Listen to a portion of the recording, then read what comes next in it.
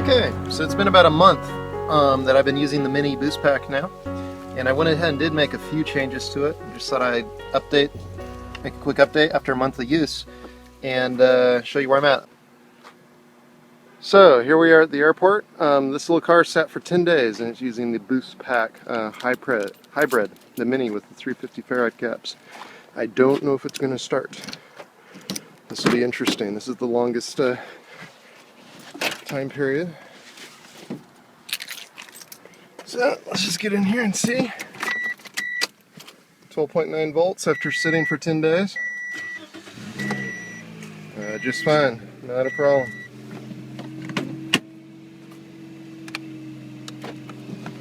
Let's take a look at it. Get it loaded.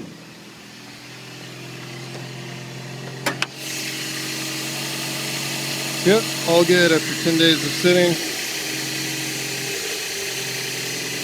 on the Mini BoostPack hybrid. So good test.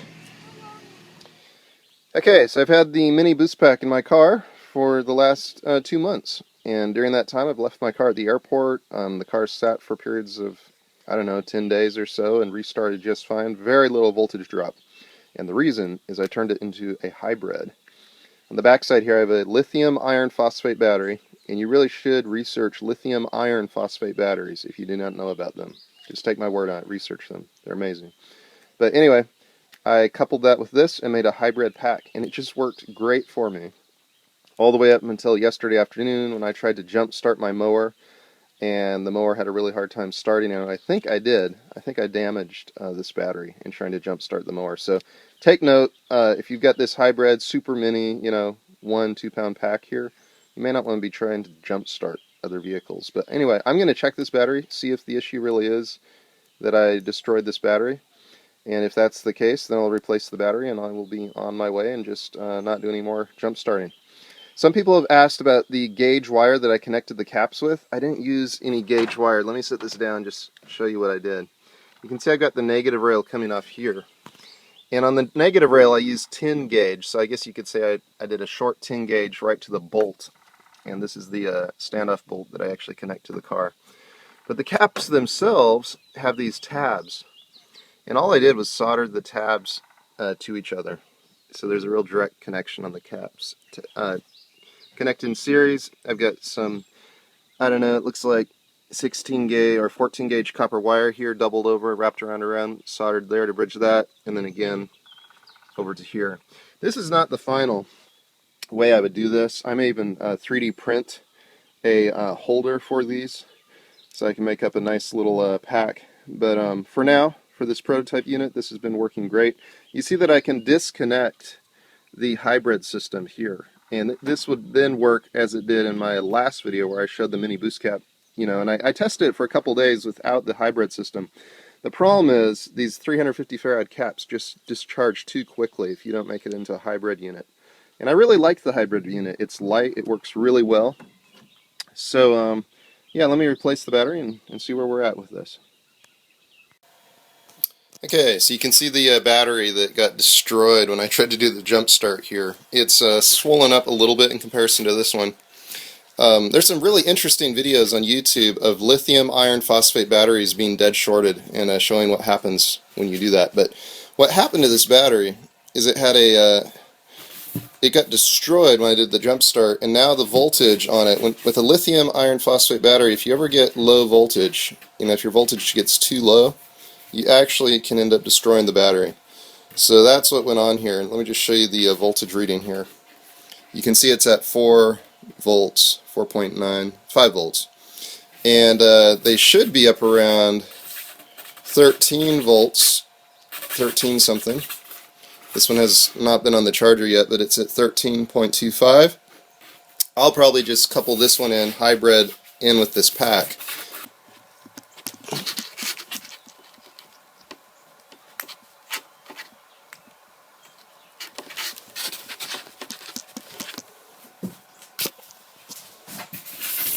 Okay, so I've hooked the system up,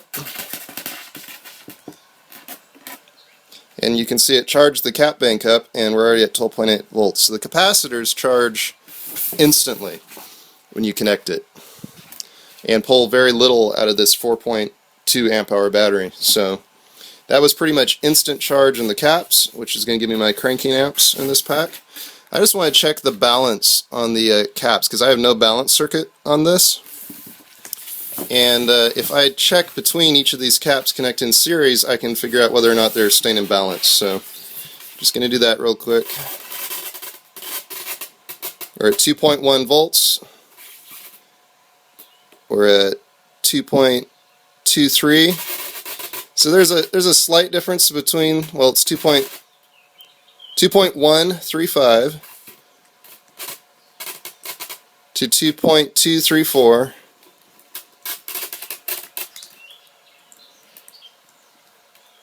2.214,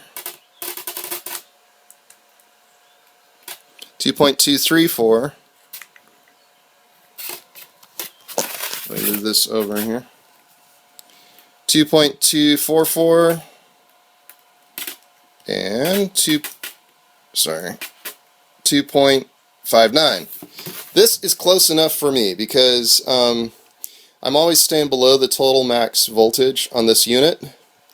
And as long as I'm doing that, I don't mind if they fluctuate just a little bit. And I check these from time to time, but I have no balancing circuit on this. You know, a lot of times there's a big discussion about whether or not we need to balance the capacitors. As long as mine stay this close to balance, I'm okay with that myself. So anyway, this is all testing, folks. We're nowhere near completion on this, but this is a prototype test unit, and so far I'm very happy with the way this is working. So I'm going to go hook this up in the car, start up the car, and I will continue my testing with the new lithium iron pack.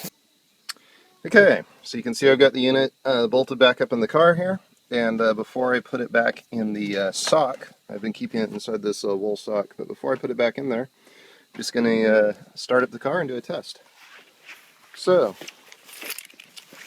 far this particular setup, apart from trying to do the jump start, has never let me down, and I have been able to leave the radio on and things with this unit.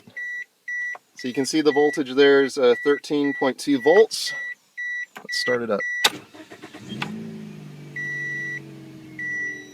13.1 volts. It dropped to about 13.1 during the start cycle. Let me set this up so you can see it here.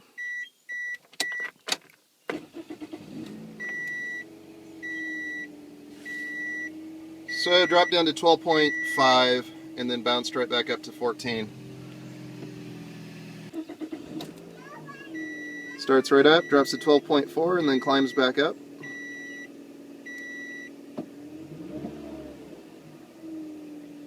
So yeah, I've just had no trouble with this hybrid system to speak of yet. So what I think I'm going to do at this point, I'm going to go ahead and put all the links to this stuff on laserhacker.com. The links to where I buy this, the links to the 350 farad capacitors, and the links to the lithium iron phosphate battery. At this point, I still consider this very much a test prototype unit, but I do have people emailing me and asking me about the 350 farad caps.